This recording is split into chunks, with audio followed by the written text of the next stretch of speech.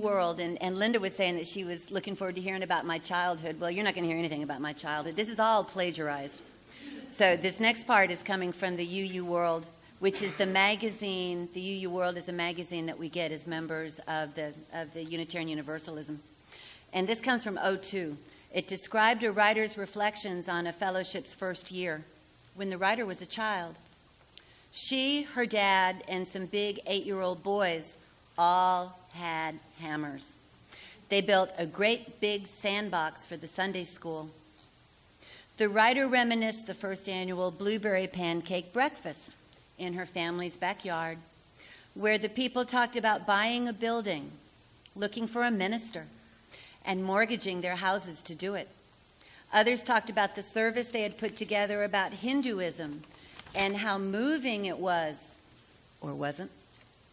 This writer concluded that growing up in a small congregation that did not have an ordained minister, the members of a congregation can practice ministry that results in comfort, stimulation, fun, growth, commitment to the larger good, genuine help, healthy spirits, and religious community.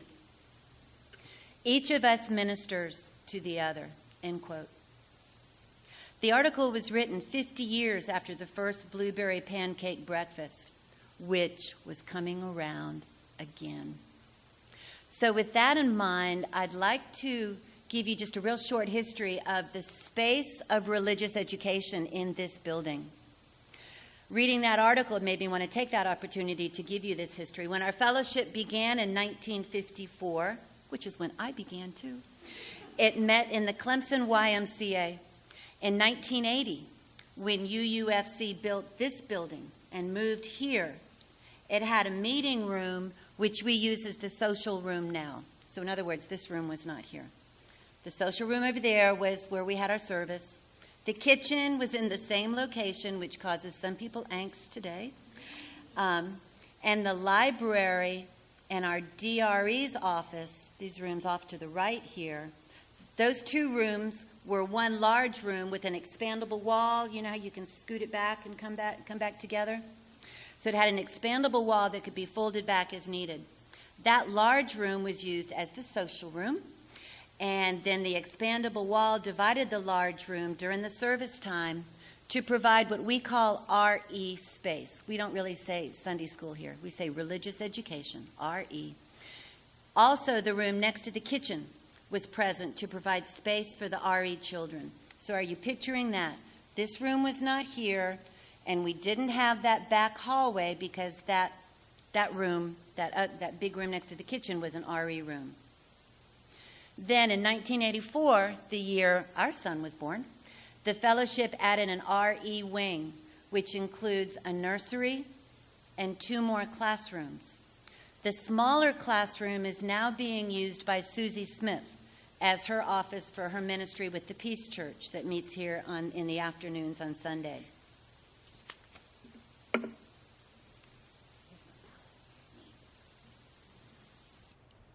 If you go back here,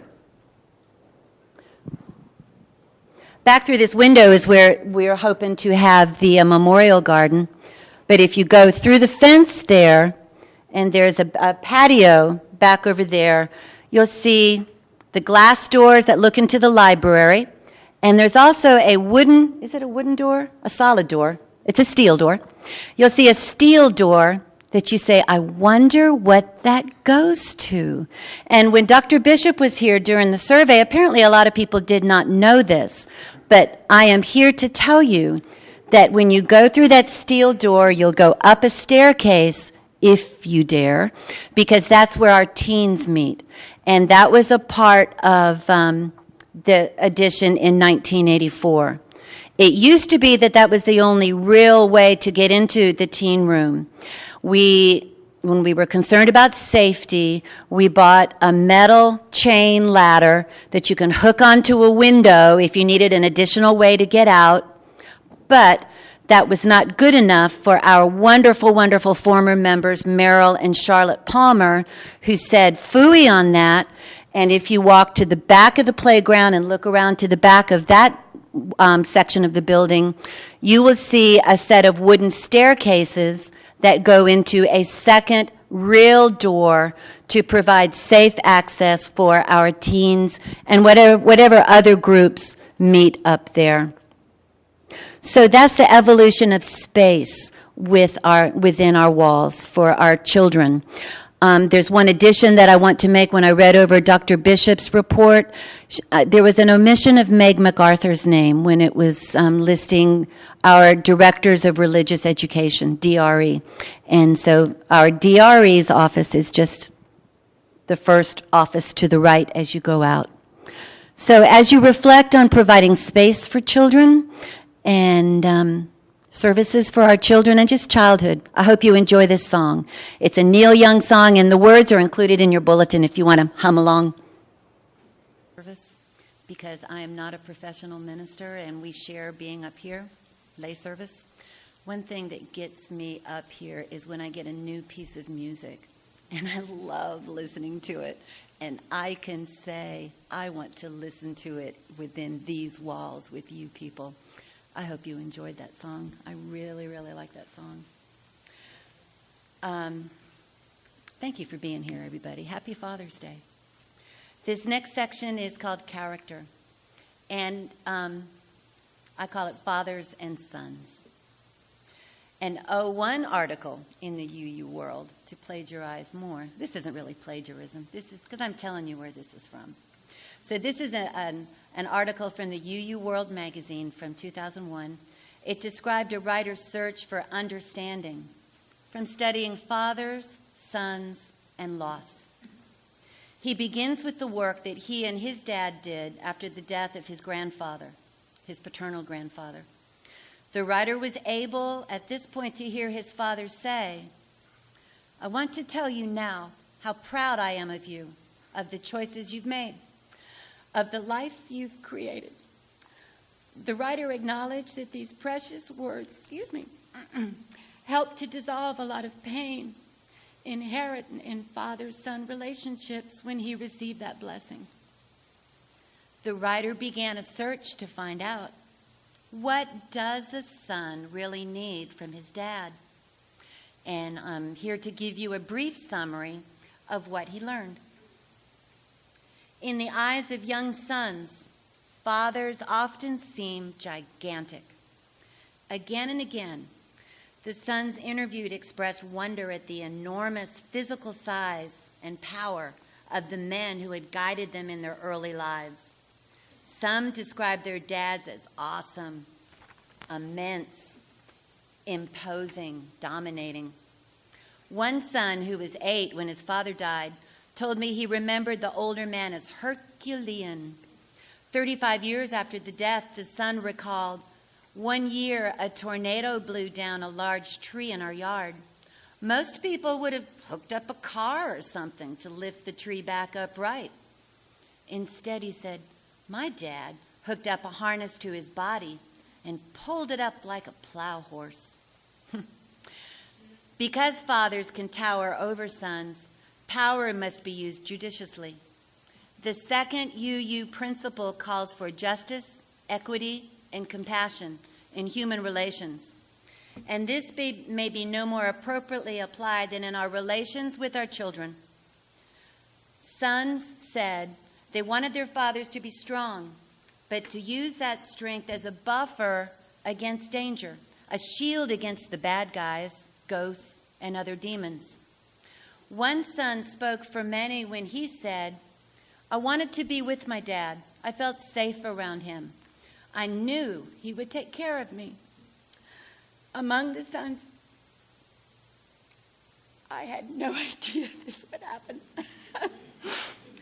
Among the sons interviewed, the desire for fatherly protection had usually been fulfilled, but not always, obviously.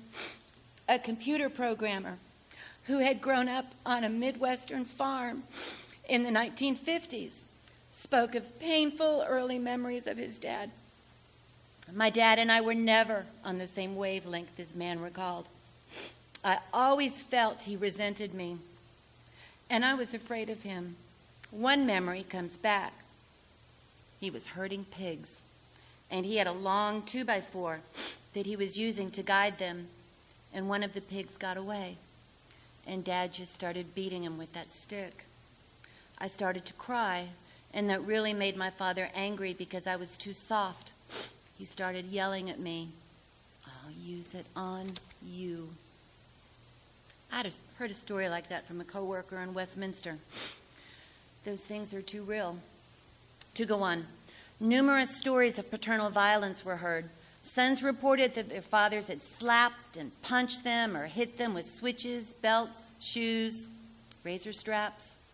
One son said that when he was 12, his father had knocked him around for backing away from a fight. Another reported being hit with a belt from the time he was 3 for wetting his bed. Granted, not all spankings were classified by sons as beatings. About 3/4 of the men interviewed said they'd been spanked by their fathers, at least occasionally, and among these sons, most had either forgiven their dads or felt no need to forgive. "I deserved it," was a common refrain. Yet even many of these sons acknowledged that nonviolent discipline tended to work better. One son, for example, who was in the middle of the pack among 8 children, recalled having gotten the belt perhaps 3 or 4 times a year in his childhood. It usually fell on him after he had shown disrespect to a teacher or an elder in the church. That son, looking back 40 years, didn't blame his dad for the whippings, but he said his dad's most effective punishment was, quote, "when he let me whoop myself.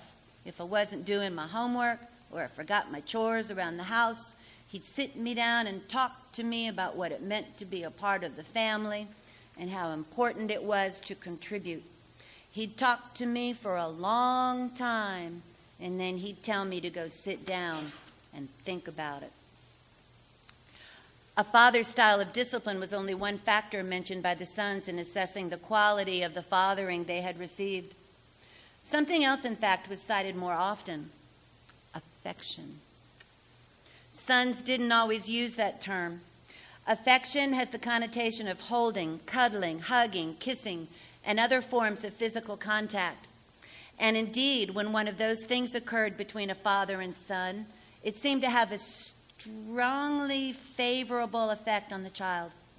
Many of the sons interviewed cherished above all other childhood recollections their memories of wrestling with their dads, being tossed into the air, carried piggyback, or engaged in some other form of physical play. "When my dad would come home from work, I would jump into his arms," one man said. "I'd give him a kiss. He'd welcomed it. After my father came home from work and cleaned up, he'd set me on his lap and sing to me," another man reported. I was 4 or 5 at the time. Why was physical affection so fondly remembered by sons? For one thing, it seemed to offer the boy a close-up view of the beast, no offense, he would one day become. The boy experienced in his flesh and bones how a man moves, feels, smells. Just as importantly, when the father's touch was playful and loving, the son felt accepted and protected. But some fathers do not easily go to the physical affection. Perhaps they were raised without such contact themselves and find it alien, even unmanly. Ultimately, affection is less about physicality than about a father's loving attention toward his son. Some fathers show affection by simply talking with and listening to their sons. A middle-aged English teacher told that during his childhood, he and his dad often sat around the living room on weekends telling stories. 3 years after this son's father died, the son reflected fondly on those weekends. "I could make him laugh. I'd tell him funny stories, not jokes, but stories. He had a wonderful laugh. He'd really laugh good and loud." Another form of fatherly affection involves intellectual interplay. "My father was always playing games with me," recalled one son. "We played chess and cribbage and bridge. We did the Sunday New York Times crossword puzzles together." The son, who later became a mathematician, added, "I do the same thing with my kids." He recalled that he and his dad never said, "I love you," to each other and rarely hugged. Yet he could sense in other ways that his father cared. I loved to shake his hand, he shared. It was fun. That was an intimate moment for me and my dad. He had an impressive hand, big, strong. It's not like he squeezed so hard he hurt you, but you could feel some of his power. When a son doesn't get affection in any form from his father, the resulting wound can be deep and lasting. Second only to the abuser in generating resentment among sons interviewed was the faraway father, the distant dad, the uninvolved or unavailable patriarch. Whether the father meant it or not, the message to the son was clear. You don't matter. But clearly, a father's attention matters crucially to his sons. Another thing learned from the sons interviewed was that fathering doesn't end when a son is 21 or 41 or even 61. Throughout our lives, right until the time of our deaths, fathers can deepen relationships with sons, even when a positive father-son connection failed to form during the son's childhood.